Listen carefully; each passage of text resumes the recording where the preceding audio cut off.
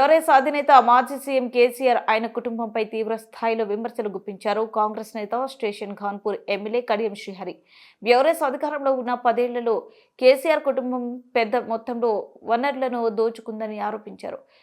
కొత్త రకమైన అవినీతికి పాల్పడ్డారన్నారు. మీ కుటుంబంపై అవినీతి ఆరోపణలు ఎందుకు వస్తున్నాయని కేసీఆర్ను ప్రశ్నించారు. లిక్కర్ కేసులో ఇరుక్కొని కేసీఆర్ కూతురు బీఆర్ఎస్ ఎమ్మెల్సీ కవిత తిహార్ జైల్లో ఎన్ని రోజులు ఉందో రాష్ట్ర ప్రజలందరికీ తెలుసన్నారు.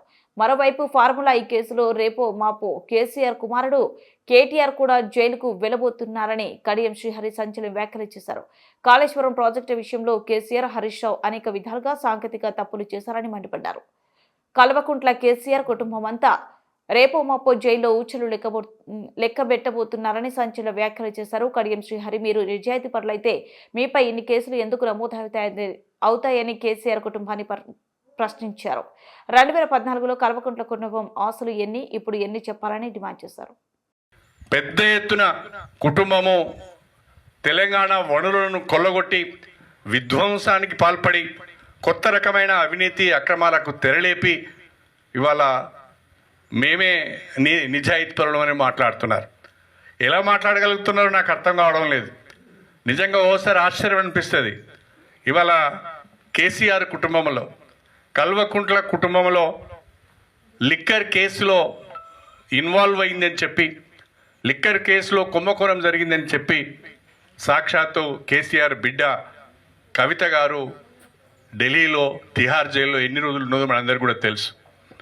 అదేవిధంగా ఇవాళ కేటీఆర్ పైన ఫార్ములా ఈ కేసులో దాదాపు 55 కోట్ల రూపాయలు నిబంధనలను అతిక్రమించి మరి ఆ కంపెనీకి పే చేశారు. తద్వారా అనేక రకాలైన తప్పులకు పాల్పడ్డారని చెప్పి ఈరోజు ఆయన మీద కేసు అయింది. ఆయన కూడా రేపో మాపో జైలుకు పోయేటట్టున్నాడు.